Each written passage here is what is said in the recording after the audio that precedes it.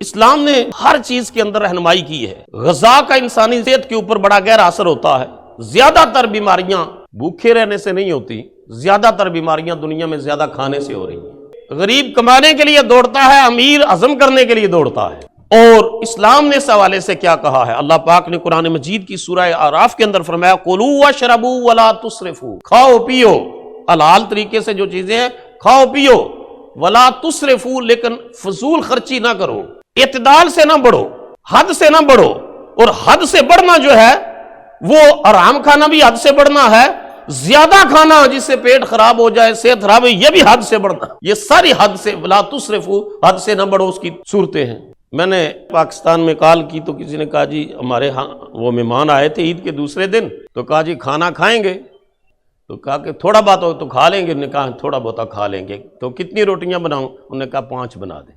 تو جو کھا کر آئے ہیں پھر بھی 5 بنا دیں، تو اس سے آپ اندازہ لگا لیں، کھاؤ پیو ولا تسرفوا، اور فضول خرچی نہ کرو۔ اللہ اکبر۔ ایک عیسائی طبیب نے حضرت علی بن حسین واقد ایک بزرگ ہیں، ان سے کہا تم مسلمانوں کی کتاب قرآن مجید کے اندر علم الادیان تو موجود ہے، ادیان کا نالج آف ریلیجنز وہ تو موجود ہے، علم الابدان موجود نہیں ہے، سائنس آف ہیومن باڈی اور میڈیکل سائنس اور طب اور بدنوں کا علم، یہ تمہارے اس کے اندر موجود نہیں ہے۔ تو آپ نے سن کر فرمایا قد جمع اللہ الطب کلہ فی نصف آیت من کتابنا، اللہ نے ساری کی ساری میڈیکل سائنس کو، ساری کی ساری طب کو، ساری کی ساری حکمت کو اللہ نے قرآن حکیم کی ایک آیت کے آدھے حصے میں بیان فرما دیا ہے۔ اس نے پوچھا کون سی؟ تو آپ نے فرمایا اللہ نے فرمایا ہے کُلُوا وَاشْرَبُوا وَلَا تُسْرِفُوا، کھاؤ پیو لیکن اعتدال، ماڈریٹ طریقے سے،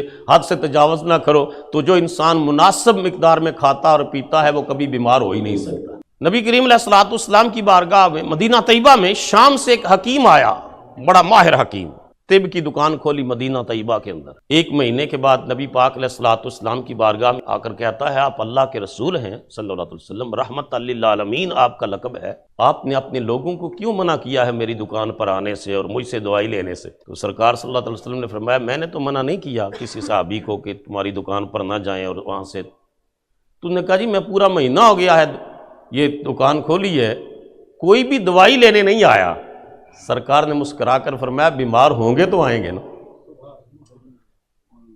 یہ بیمار ہی نہیں ہو رہے تو کہاں آئیں گے دوائی لینے کے لیے؟ لائف سٹائل ہی ایسا ہے کہ جس نے 5 بجے اٹھ جانا ہے، آج رابن شرما 5 AM کلب لکھ رہا ہے کہ 5 بجے انرجی اپنے ہائی پیک پر ہوتی ہے، جس نے 5 بجے اٹھ جانا ہے ان کو آواز آتی ہے تتجافی جنوبہم عن المضاجع، وہ اپنے پہلو بستروں سے جدا کر لیتے ہیں، آواز آتی ہے اٹھ فریدہ ستیا، جھاڑو دے مسیت تو ستا رب جاگدا تیری ڈاڈے نال پرید۔